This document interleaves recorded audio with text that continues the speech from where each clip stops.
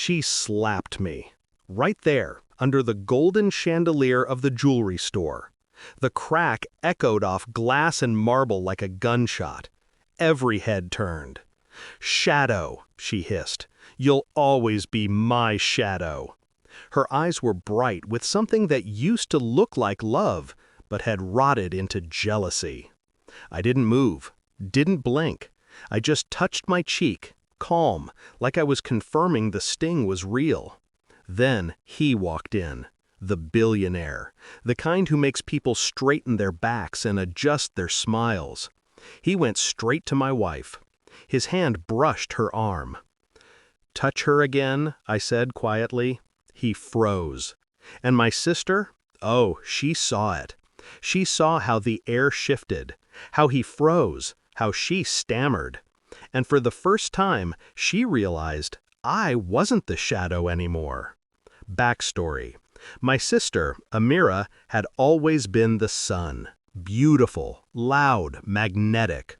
When we were kids, people noticed her first. Then, maybe me, if they remembered. Our parents fed that imbalance. "She's special," they said. "You're steady." Steady.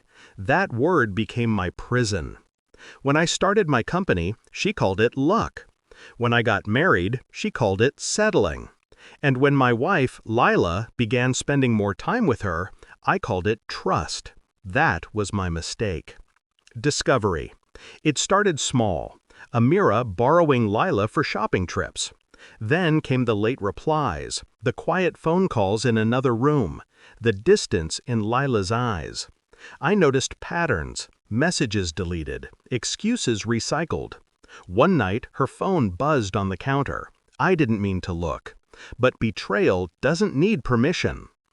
"He thinks you're with me again tomorrow. I'll cover." That was all it took. No rage, no shouting, just silence and clarity. The shift. I didn't confront them. That's what amateurs do. I observed. I planned. My company was preparing for a merger, massive deal, new investors. Amira's boutique depended on my contacts. Lila's social circle depended on my name.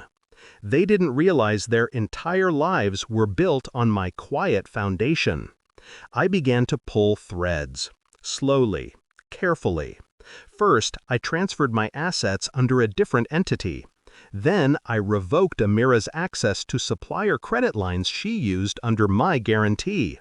Lila's joint accounts? Drained, with her signature on the withdrawal forms I'd had her sign months ago under the guise of insurance.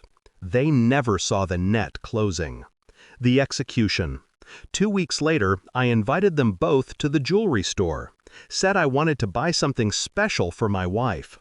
Lila looked uneasy. Amira came dressed like it was her coronation. I asked the jeweler to bring out the most expensive diamond set in the collection. When he placed it before us, Amira reached for it first. "You think you can afford this," she laughed. The salesman glanced at me. "Sir's account is already pre-approved." That's when she snapped. The slap. The insult. The public humiliation she thought would make her the sun again. But as her hand lingered mid-air, the door opened. The billionaire investor, the one finalizing my company's merger, entered. He looked at me, nodded respectfully. Then he looked at her, and his face changed. Because 2 months earlier, I'd shown him the surveillance footage, Amira flirting with him at a gala while mocking his wife afterward.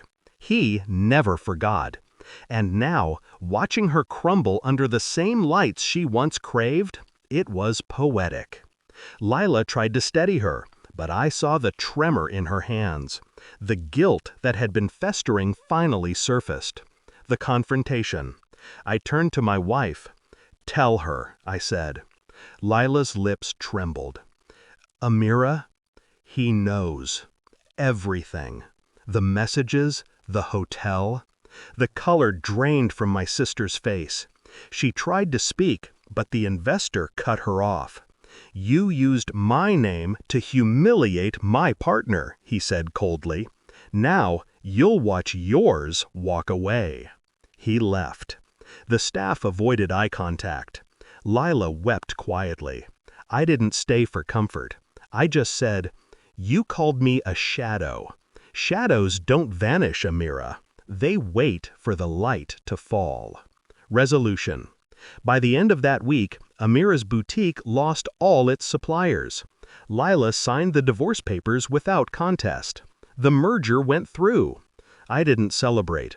Revenge isn't fireworks. It's quiet. It's the sound of balance being restored. Sometimes I pass that jewelry store again. The chandelier still glows the same way. And I still remember the slap.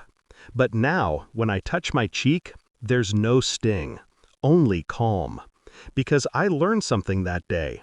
Some people are born chasing light. Others learn to control where it falls.